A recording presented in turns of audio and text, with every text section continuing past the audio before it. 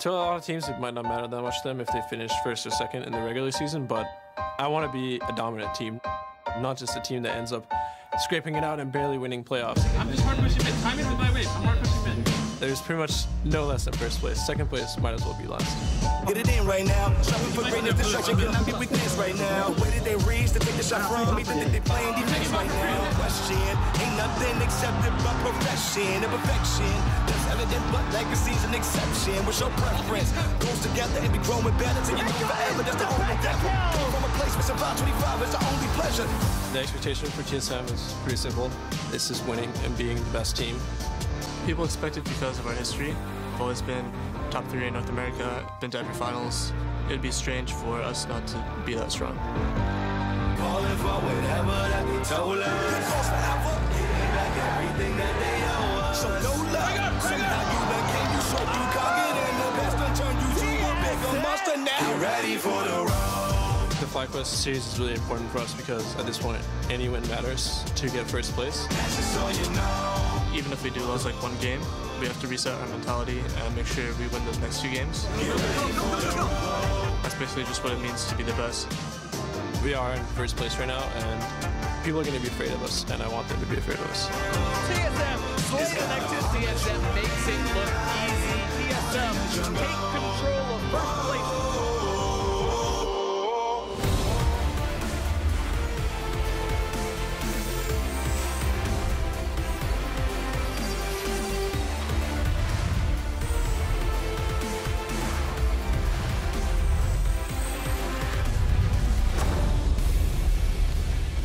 It's week 8 of the North American LCS, and there are still playoff spots up for grabs. Fans load into our studios here in Los Angeles, California to find out which teams will fight for a chance to play in Vancouver for our finals. Here you can see as we push towards the big screens, Cloud9, Smoothie and Sneaky entering the building, Envy as well, making their way to the arena. Immortals soon to follow. Pobelter Dodo here. I like that, seeing a nice little throwback to a few splits ago. Keen on stage, getting ready for his matchup today. Hello everyone, I'm James Dash Patterson, and supporting me on the analyst desk today are Mark Zimmerman and William Scarali as we take a look at some of the leaderboards here across the league. KDA, assists per game, kills per game. Lots of stuff that can still change coming into the last couple of weeks of the season. How you guys doing? Recovering well from your St. Patty's Day? Yeah, as much as I joked about it, I didn't do much. I just sat around with friends. Yeah, go figure. What about you? I just streamed. I live a boring life, man. Streaming, man, connecting with people. I like it. Did you win I your love games my or did fans. you lose your games? I won most of my games. Yeah? Yeah. Playing Talon? I was playing like AP Nasus and Cho'Gath. Wow. How are you winning those games? Stop talking. Don't solo queue people. Stop listening to them. I feel like every time I tune into your stream, Scar, you're playing Talon. So I consider you to be my resident Talon expert, which could come in handy as we saw him picked up yesterday. I'm sure we'll talk about pick bans coming up in just a bit. Before we begin the day, let's pull up the standings. TSM are in striking distance of taking the #1 seed going into playoffs. Cloud9 hope to secure their own bye from second place, while FlyQuest look to stop the bleeding and keep their rank at 5th. But nothing is guaranteed, as even 10th place Team Envy can technically make the miracle run for a playoff spot. We'll see who can keep that dream alive with our matches today. On NALCS 1, we start with Cloud9 versus Immortals, with TSM facing FlyQuest shortly after in the Battle Arena. Over on NALCS 2, Team Envy hope to overcome a surging Team Dignitas, then Team Liquid hope to bounce back against Phoenix 1 later in the day.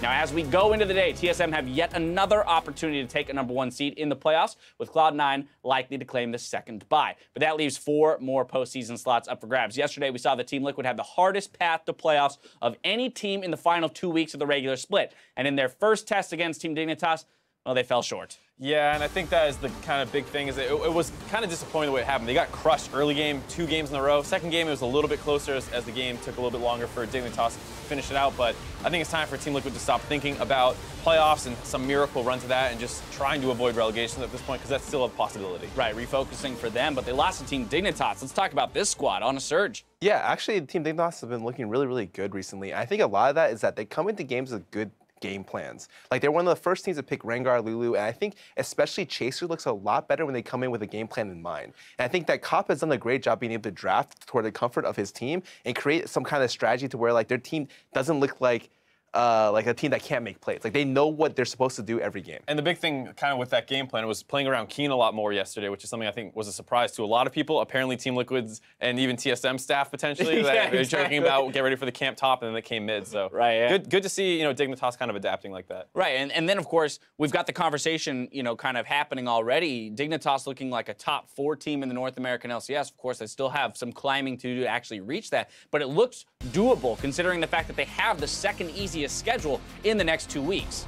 Right, and I think if you're looking at who else might be taking their place potentially, FlyQuest was a team that has been slumping really hard, and even though you see that they only have about a 47 or like a 50% team strength of opponent schedule, it's still really scary because they've been way under a 4th place team, which they're tied for right now, basically. Yeah, once again, just to explain this graphic real quick, numbers on the left side are their current rank in the North American LCS, so by position. Obviously, TSM #1 down there. You see their remaining games to be played, that is the opponent's win percentage. So the lower they are on this table, the easier the remainder of their season is. So we're looking at teams like Team Liquid and saying, okay, with the hardest schedule, probably not likely that they climb into a playoff position.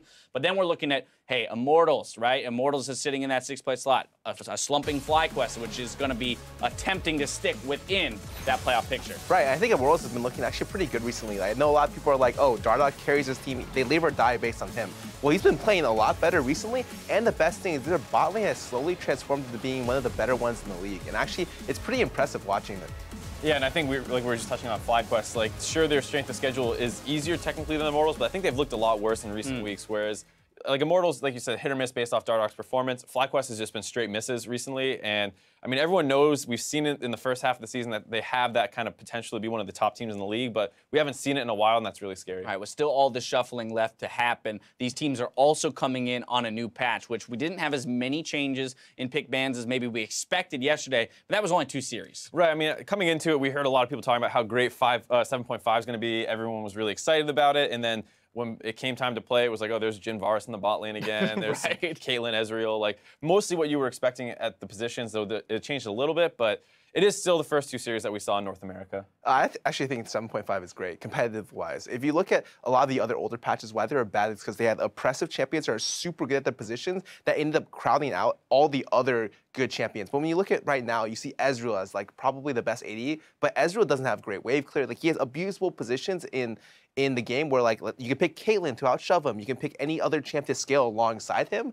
And I think that it's really, really good right now to be able to play because all the positions are sort of similar to that. Right, I mean, we're waiting to see things like Kalista and Lucian there in the bot lane, especially with the Blade of the Rune King buffs. Yeah, and I think whenever a new patch changes, and especially when like the kind of top tier stuff gets hit, it takes a little bit for you to get totally comfortable with what your new options are. Right. So that might be why in the first week of the new patch, as exciting as it is, you might not see as much diversity as you'd want compared to maybe the 2nd or 3rd week. I mean, also too, we haven't seen FlyQuest, for example, play yet. There are certain teams that are more willing to do crazy things in Champ Select than, say, the teams we saw play yesterday. Right, I especially think today, FlyQuest and Envy are going to bring out those crazy things, like the stuff that you expect to see. Yesterday, you saw Dignitas. Dignitas has played like a very rote kind of style. Like, they play the Lulu Rengar every game they can possibly get it, and you know what they're going to pick. It's just about execution for them. Whereas other teams are way more willing to experiment out of the box. All right, well, as the teams race for the chance to play in Vancouver, send a picture to @LollySports and show us how you're supporting your favorite teams. Here are some of the ones you sent to us yesterday. Make sure to send us your spectating setup using the hashtag HowILCS. And we'll share them all during the, not all of them, that was a bad promise. We'll show them all weekend long. Not all of them. I mean, if you say so, James, not going to get much time on the analyst. Right, exactly. There will be no discussion other than that, but it's time to send it over to the casters to get the matches underway. Thank you very much, Dash, and I hope you do